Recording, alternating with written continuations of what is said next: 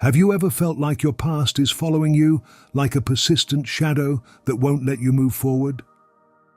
The great psychologist Carl Jung had something fascinating to say about this.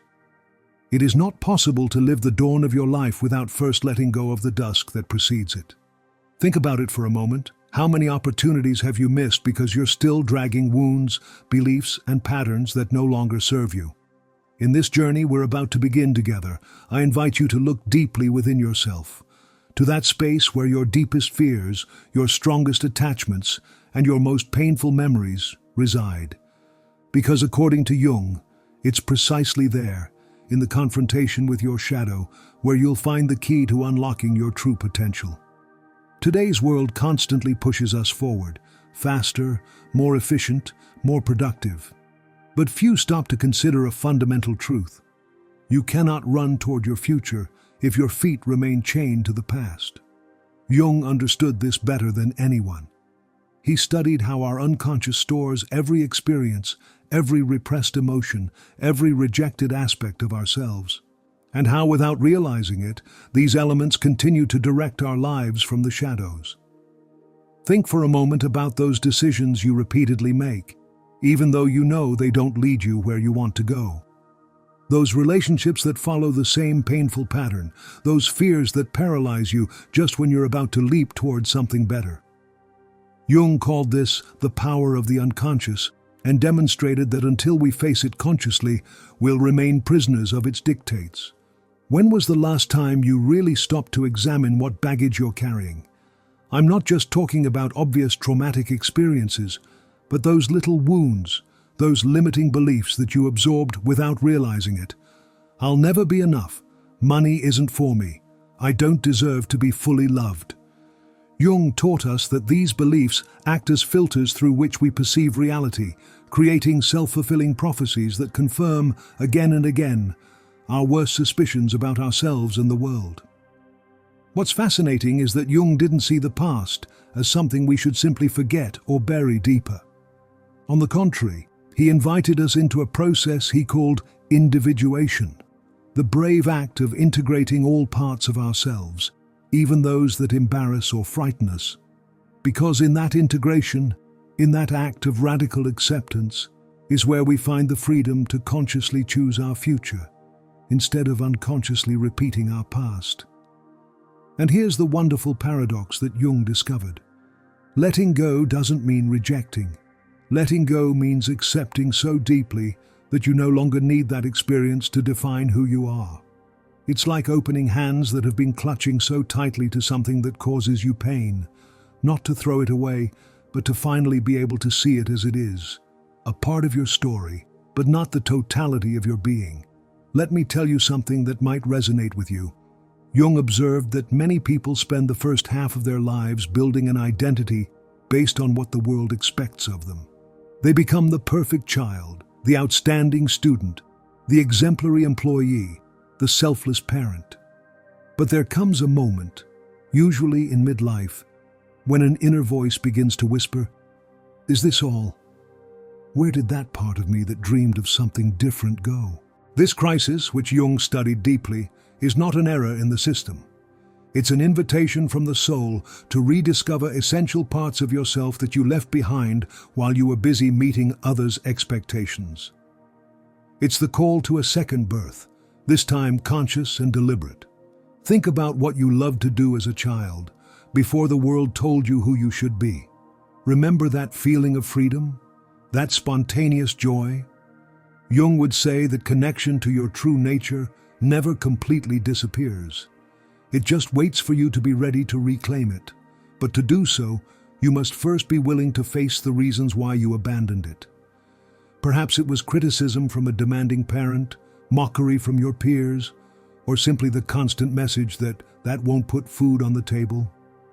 Whatever the reason, Jung shows us that recognizing it is the first step to releasing its power over you.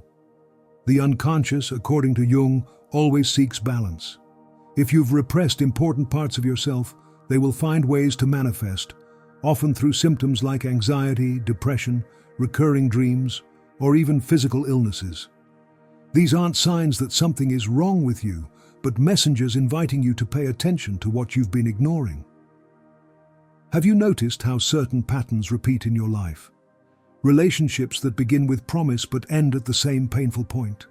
Opportunities that slip away because of the same old fears. Jung called these complexes, knots of psychic energy formed around unresolved past experiences. And until you confront them consciously, they'll continue directing your life from the shadows. The good news is that Jung left us powerful tools for this inner work. One of them is the relationship with what he called the shadow. That part of us that contains everything we've rejected, repressed, or denied. The shadow is not your enemy, though you often treat it as such. It's simply the repository of everything that didn't fit into the image you were trying to project to the world. What happens when we begin to relate to our shadow? Something truly magical. Suddenly, all that energy you spent keeping parts of yourself repressed is released. That freedom, that renewed energy, is what finally allows you to create a future that isn't simply a repetition of your past. Jung observed that most of us live in a kind of trance, repeating unconscious patterns we absorbed in our childhood without even realizing it. We don't consciously choose our reactions, our fears, our beliefs about what's possible for us. We simply inherit them and take them for granted, as if they were absolute truths, rather than programs installed in our mental operating system. Awakening from this trance is what Jung called becoming conscious, and this awakening begins with a simple but profound question. Why am I the way I am? Where do my most fundamental beliefs about myself and about life come from? When you start pulling on that thread, you discover that many of the limitations you've accepted as part of your identity are nothing more than scars from old wounds. They're not your destiny, but simply the conclusions you drew when trying to make sense of painful experiences, often with the limited understanding of a child. Jung taught us that our past doesn't have to determine our future, but only if we're willing to face it head-on, understand it, and finally integrate it into a broader and more conscious narrative of who we are. Think about that person you're still angry with, that mistake you can't forgive yourself for, that opportunity you let pass and still regret. As long as you continue carrying that emotional burden without processing it, you'll be draining vital energy that you could be using to create the future you desire. One of Jung's most revolutionary ideas was his understanding of how we project our inner world onto the exterior. If you haven't made peace with your past, you'll tend to see threats where there are none, to interpret others' actions through the lens of your own unhealed wounds, to sabotage opportunities that could take you beyond the familiar limits of your comfort zone. It's as if you're living in a house with all the windows covered by colored filters. It's not that the world is really like that, it's that you're seeing everything through the prism of your unresolved past experiences. The real work, according to Jung, is cleaning those filters. Not to reach some idealized state of perfection, but to be able to see reality as it is, with all its complexity and potential.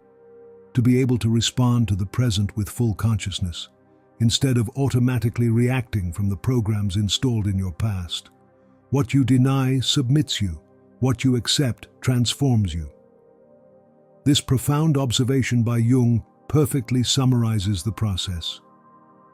Every time you reject a part of your experience, whether it's anger, sadness, shame, or even your own greatness, that energy doesn't disappear. It simply submerges into your unconscious, where it continues influencing your decisions without you realizing it. But when you become brave enough to say, yes, this too is part of me, something extraordinary happens. What was once an opposing force becomes an ally. Your past, with all its lessons and wounds, transforms from a prison to a bridge toward a more authentic and powerful way of being.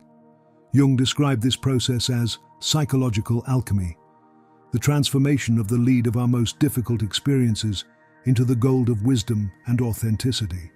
It's not a quick or always comfortable process, but it is profoundly liberating. Think about those people you know who seem to radiate a kind of inner peace, a solidity that doesn't easily falter in the face of life's challenges. According to Jung, what you're witnessing is not luck or some special gift, but the result of having done this inner work.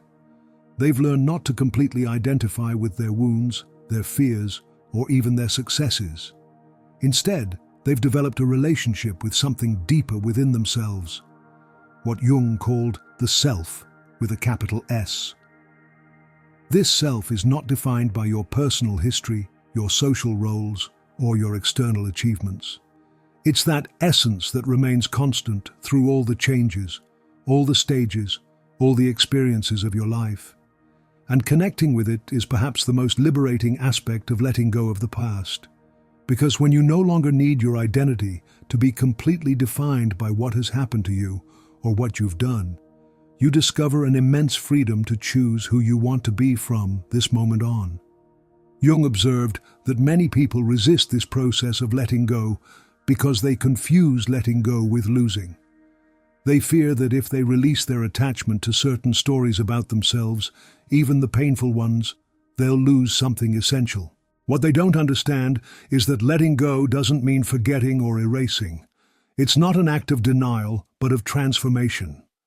The experiences you've lived will always be part of you, but the difference lies in whether they define you or you redefine them with the wisdom you've gained. Imagine that your life is like a garden. The experiences of your past are like seeds that have been planted there. Some have grown into beautiful flowers, others into weeds that choke everything around them. The work is not to uproot and reject parts of the garden, but to learn to cultivate it consciously, allowing some plants to flourish while pruning others to maintain a healthy balance. Jung taught us that this inner gardening work never completely ends. It's an ongoing process of self-observation, reflection, and adjustment. But with each cycle, with each layer we unearth and transform, we become more capable of creating a life that reflects our true essence instead of our old wounds. A powerful tool in this process is what Jung called amplification, the ability to see our personal experiences within a broader context of universal human experience.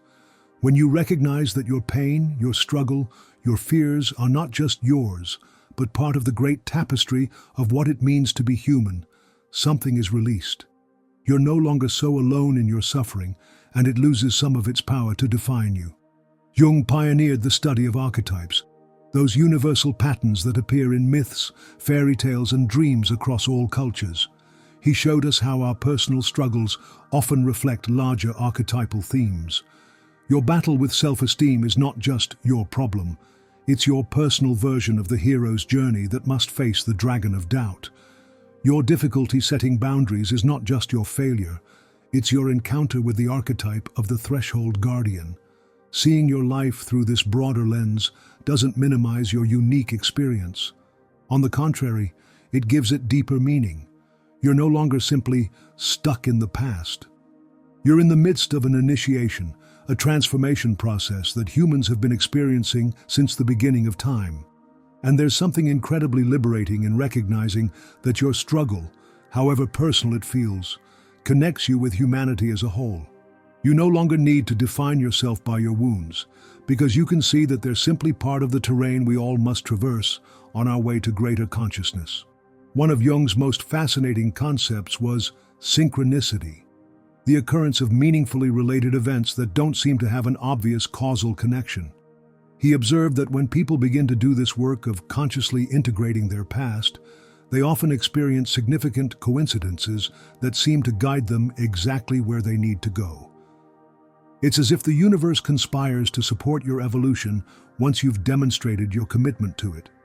Not because there's some external magical force rewarding you, but because by aligning your consciousness with your deepest truth, you naturally begin to resonate with opportunities you couldn't see before or weren't ready to receive.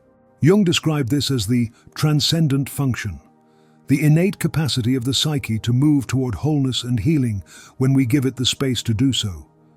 It's not something you have to force or manufacture. It's more like allowing a river that has been dammed to flow naturally toward the ocean. When you begin to consciously let go of the parts of your past you've been carrying as a weight, you create space for this innate intelligence to guide you. And frequently, the path leads you exactly where you need to go, even if it's not where you thought you wanted to go. One of Jung's most profound insights was that our suffering often comes not from events themselves, but from how we interpret them and what meaning we give them. Two people can experience very similar circumstances and emerge with completely different narratives about what those experiences mean about themselves and the world. This gives us a powerful key to liberation. If the meaning we've assigned to our past is what keeps us trapped, then changing that meaning can be the path to freedom. For example, perhaps you've interpreted a father's abandonment as evidence that you're not worthy of love. This meaning, not the event itself, is what continues to influence your current relationships. But what if you could reinterpret that same experience as something that taught you resilience, or showed you that you can survive even your worst fears? Jung taught us that we have the power to rewrite our story, not by changing the facts, but by transforming the meaning we give them. And in that rewriting, we free ourselves to create a future that isn't determined by the limiting interpretations of our past. This capacity to reinterpret our experiences is what Jung called the creative function of the psyche. We're not simply trapped in the stories we tell ourselves, or that others have told us about ourselves. We have the innate ability to create new narratives that are broader, more compassionate, and more empowering. And this is where the past becomes not a prison, but the raw material for your transformation. Every challenge, every wound, every apparent failure can be reinterpreted as part of a larger journey toward your authentic self. Not despite these experiences, but precisely through them. Jung observed this phenomenon again and again in his clinical practice. People who arrived feeling victimized by their history eventually discovered that those very experiences contained exactly what they needed to awaken to a more conscious and authentic way of being. The poet Rumi expressed it perfectly. The wound is the place where the light enters you. Or as Jung would say, it's precisely in the places where we've felt most broken that we find the seeds of our greatest strength and wisdom. But this process requires something fundamental, the willingness to let go of the victim role. Not because your experiences weren't truly painful or unjust, but because as long as you cling to that identity, you'll continue giving your power to the past. Jung was very clear about this. He observed that many people unconsciously resist letting go of their suffering because it has become a familiar part of their identity. I am the person to whom this happened becomes a way of defining oneself, a place to inhabit that, although painful, is at least known.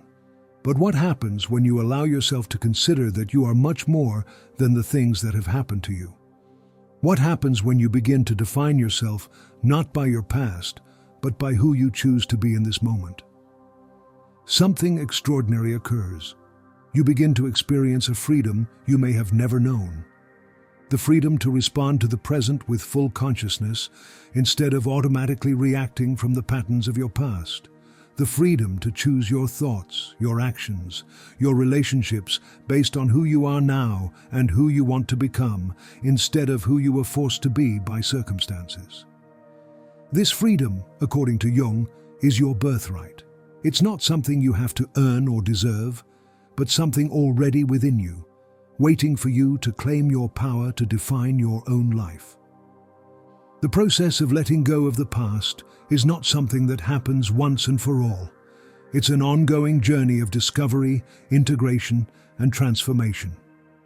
There will be days when you feel you've advanced enormously, and others when it seems you've retreated to old patterns.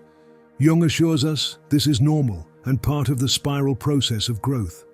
What's important is not perfection, but commitment to the journey. Each time you find yourself caught in old patterns, simply observe with compassion, recognize the part of you that's still healing, and gently reorient yourself toward your deeper truth.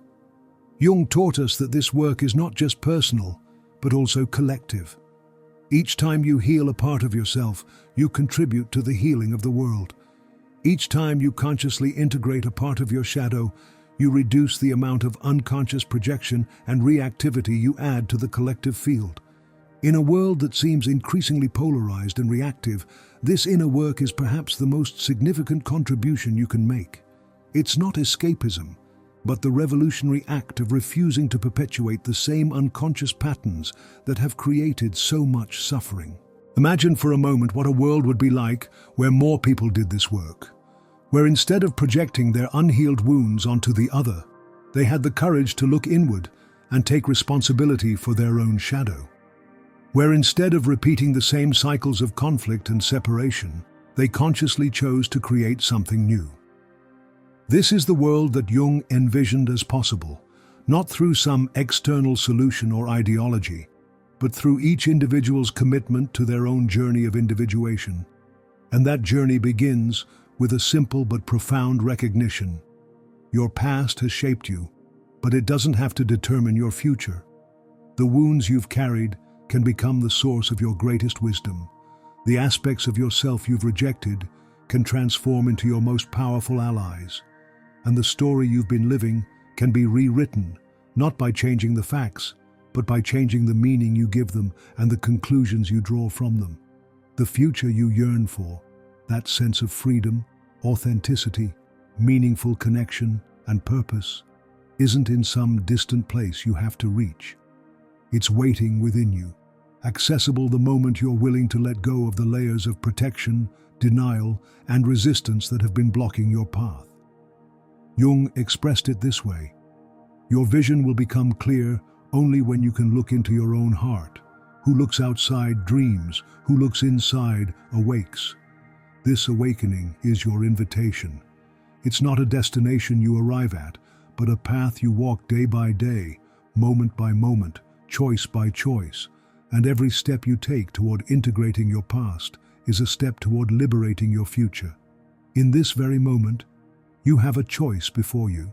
You can continue carrying the weight of an unresolved past, allowing old wounds, limiting beliefs, and unconscious patterns to continue dictating the course of your life.